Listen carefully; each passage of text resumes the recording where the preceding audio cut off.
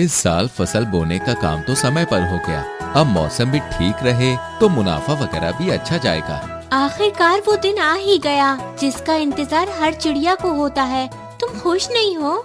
नहीं नहीं, ऐसी बात नहीं है। फिर? देखो, तुमने एक गलती कर दी है, जो कि अंडे खेतों के बीचों बीच दे दिए। फसल कटने से पहले अगर इनके पंख ना आए तो फसल के साथ ये भी। नहीं नहीं, कम से कम आज के दिन ऐसा मत बोलो। भगवान हमारे साथ ऐसा नहीं होने देंगे।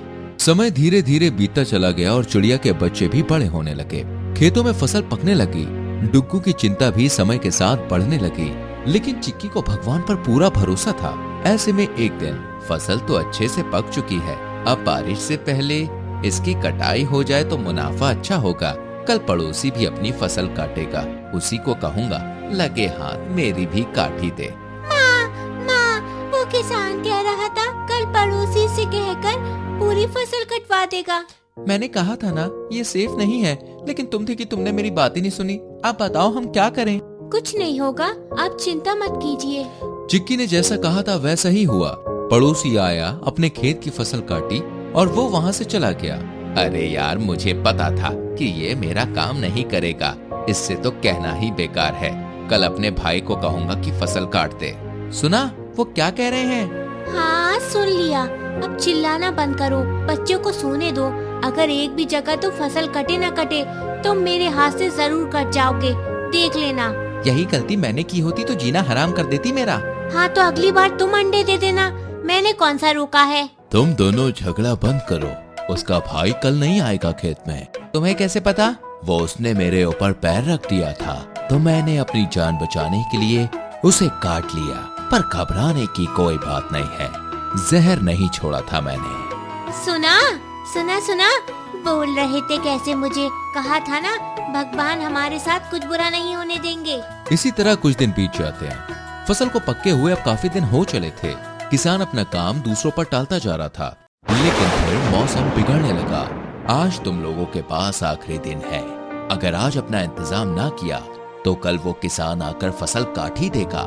कैसे? मतलब तुमको कैसे पता चला? ये देखो, मौसम खराब हो चुका है। किसान इसलिए आलस कर रहा था क्योंकि उसकी फसल को कोई नुकसान नहीं हो रहा था। इस पक्की हुई फसल पर अगर बारिश हुई तो उसकी 4 महीने की मेहनत बर्बाद हो जाएगी। आखिरकार वो समय अब आ चुका था जब फसल की कटाई होने जा रही थी। चिक्की और डुग्गू अपने बच्चे के लिए चाहकर भी कुछ नहीं कर सकते थे। सुबह की पहली किरण के साथ मशीनों की आवाज आनी शुरू हो जाती है। आप ही कुछ करिए ना, मैं अपने बच्चे खोना नहीं चाहती।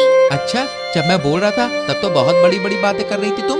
ये लड़ने का समय नहीं है, प्लीज कुछ करो। अच्छा, तो मैं लड़ रहा हूँ तुमसे? हाँ? इतने में मशीनों की आवाज नजदीक आते सुन चिक्की बेहोश हो जाती है। ये हम कहाँ हैं? और मेरा बच्चा? माँ, मेरे पास मेरा बच्चा, मेरा प्यारा बच्चा तो ठीक तो है ना? पर ये सब हुआ कैसे?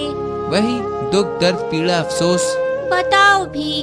जब आप बेहोश हो गए थे तभी बाज अंकल वहाँ आ गए थे। फिर सांप अंकल मुझे और बाज अंकल आपको यहाँ ले आए। देखा, मैंने कहा था ना भगवान हमारे साथ कभी बुरा नहीं होने देंगे। अरे पर ये तो मैंने। हाँ, ये सब इसी ने किया था। मैंने बस इतना किया कि सांप और बाज दोनों बीमार ना हो और ना ही उन्हें कोई जरूरी काम से बाहर जाना पड़े। लोग अक्सर ये सोचकर बैठ जाते हैं कि मैं आकर उन्हें बचा लूंगा, लेकिन मैं मदद उसी की करता हूँ जो अपनी खुद की मदद करता है। मेरी माँ कहती थी कि भगवान ने हमें उड़ने के लिए पंख दिए हैं। बिल्ली को देखते ही अगर हम कबूतर की तरह आंख बंद करके ये सोचते रहें कि भगवान आकर हमें बचा लेंगे तो फिर हमें कोई नहीं बचा सकता। सुना सुना, अगर मैं भी हाथ पर हाथ रखे बैठा रहता तो आज इस घोंसले में तुम्हारी जगह। मेरी जगह कोई और होती तो मरने के बाद भी उसकी जान निकाल देती। हाँ हाँ, पता है।